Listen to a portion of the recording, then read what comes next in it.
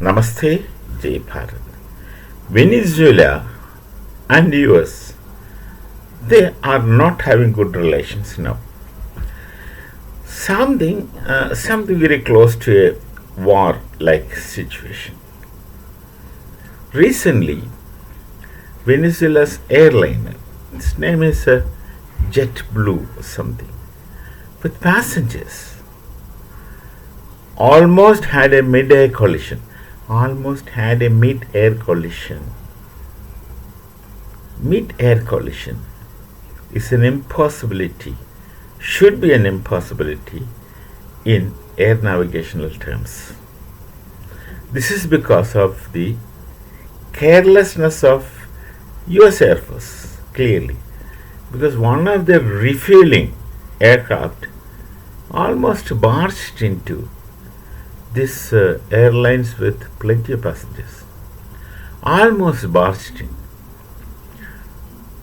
This is a mistake of US Air Force, obviously, because the blue line is called a JetBlue, sorry, not blue line. This JetBlue Airlines Venezuela is on a routine flight. They must have had their flight plan which must have been given air defense clearance by their Air Force. And the American Air Force also must have had their flight plans.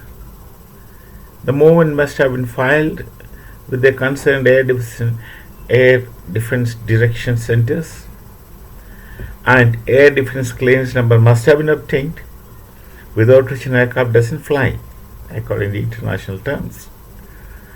And when such clearances are issued, a normal air defense system operator who sits there would not clear two aircraft at the same zone.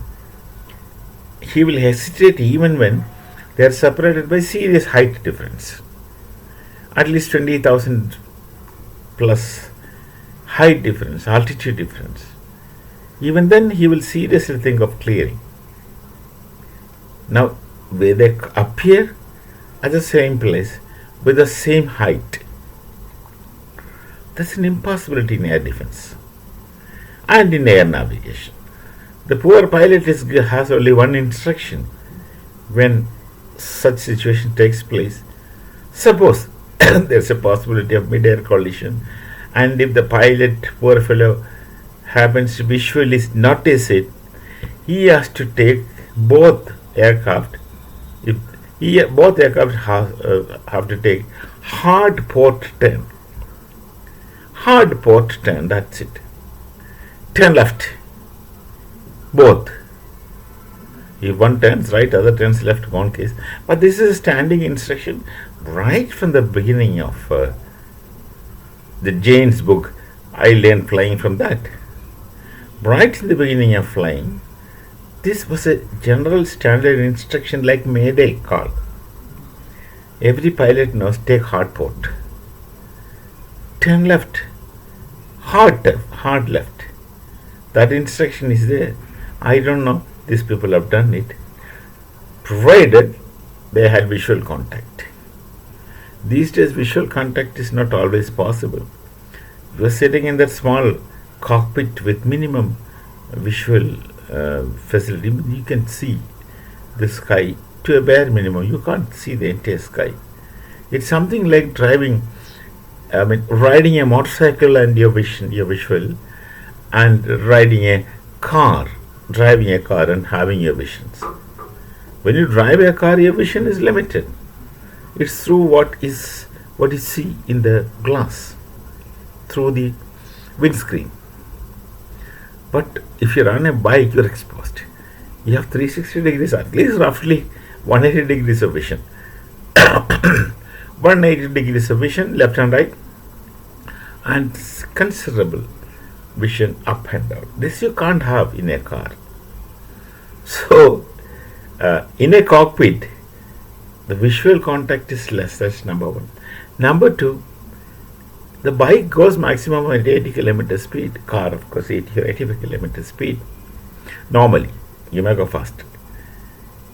But aircraft fly with several hundreds of nautical miles speed.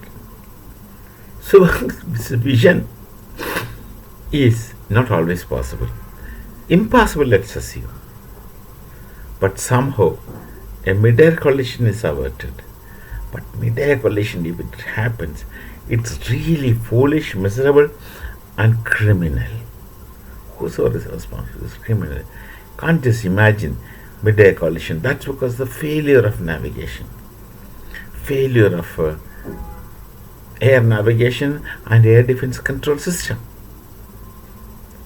Is it American Air Force's arrogance that it just barged into Venezuela? This I'm assuming, I don't know. Just barged into Venezuela without finding anything? I don't know. Anyway, thank God a mid-air collision, a serious disaster is averted. Thank God. This kind of thing should not happen. This is worse than nightmare. We shall meet again. Namaste. Jai Bharat, Jai Sri Ram.